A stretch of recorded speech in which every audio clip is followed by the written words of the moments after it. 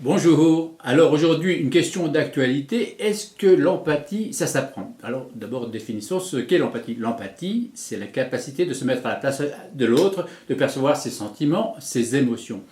Alors est-ce que cette capacité-là, la capacité de se mettre à l'autre, de percevoir ses émotions, ses sentiments, est-ce qu'elle s'apprend?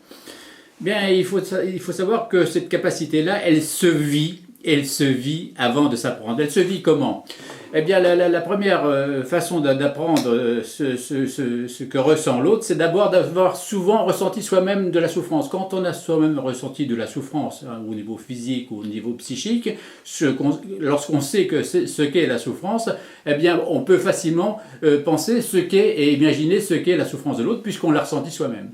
Si par chance on n'a jamais ressenti de souffrance ni physique ni psychique, eh ben on ne peut pas trop savoir ce que ça veut dire que la souffrance. Oui, ça reste un concept un peu abstrait.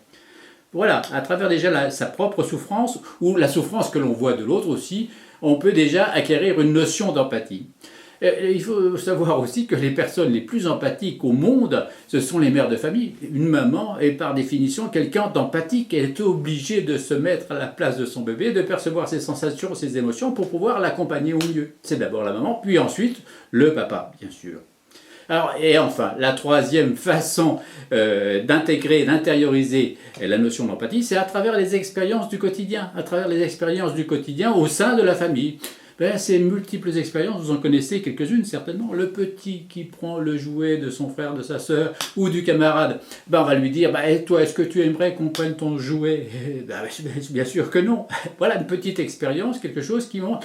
Là, on va lui apprendre à réfléchir sur l'autre, sur la perception de l'autre. Même chose, lorsqu'il lui arrive malheureusement de griffer ou de mordre son petit camarade à la crèche, ben, on va lui dire toi, est-ce que tu aimerais qu'on te morde ou qu'on te griffe? Ben là aussi. Là, avec ses réflexions, on lui apprend ce qu'est l'empathie. On voit bien que là, ça s'accompagne, les expériences qu'il fait. Naturellement, l'enfant, par définition, est égoïste, c'est très naturel. Il pense d'abord à son plaisir à lui. Il faut qu'il apprenne à faire l'autre, avec l'autre, à respecter l'autre. On voit bien qu'à travers la notion d'empathie, en creux, il y a d'abord la notion de respect, la notion de respect. C'est pas nouveau le concept, hein. Il date de 5 siècles avant Jésus-Christ. Au moins, Confucius disait déjà lui-même ne fais pas aux autres ce que tu n'aimerais pas qu'on te fasse.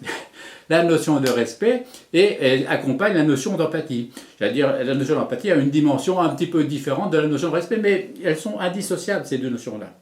Alors maintenant, l'autre question, est-ce que l'école peut apprendre l'empathie? À travers ce qu'on vient de dire, on voit surtout que l'empathie, elle se vit avant de s'apprendre. Alors que l'école puisse pallier éventuellement les carences de telle ou telle famille qui malheureusement où l'enfant n'a pu apprendre cette notion-là ou intérioriser cette notion-là plus exactement. Eh bien, le faire à travers des scénettes comme on le fait aujourd'hui ou comme on pense le faire à travers des scénettes, des petites pièces de théâtre. Pourquoi pas? Pourquoi pas? Ça peut apporter un petit plus pour certains, ça peut peut-être éclairer certains, les amener à réfléchir. Mais véritablement, comme c'est une notion qui s'acquiert au jour le jour, au quotidien, au cours des 6 premières années en particulier, la notion d'empathie ne s'apprend pas, elle se vit. Alors maintenant, que l'école essaie d'apporter des réponses, pourquoi pas? De toute façon, il faut savoir aussi que l'école a toujours eu un rôle éducatif complémentaire de celui de la famille. Au sein de la famille, l'éducation est individuelle, dans la mesure où il y a 1, 2 ou 3 enfants, effectivement, c'est une éducation à titre individuel, alors que l'école apporte un complément collectif. On s'adresse à un groupe de classe, mais aussi elle participe de l'éducation. Donc, l'école va essayer de faire ça. Eh bien, j'imagine que c'est d'abord et surtout un vœu pieux, mais pourquoi pas, essayons de faire cette expérience. On se retrouve une autre fois pour d'autres chroniques. Au revoir.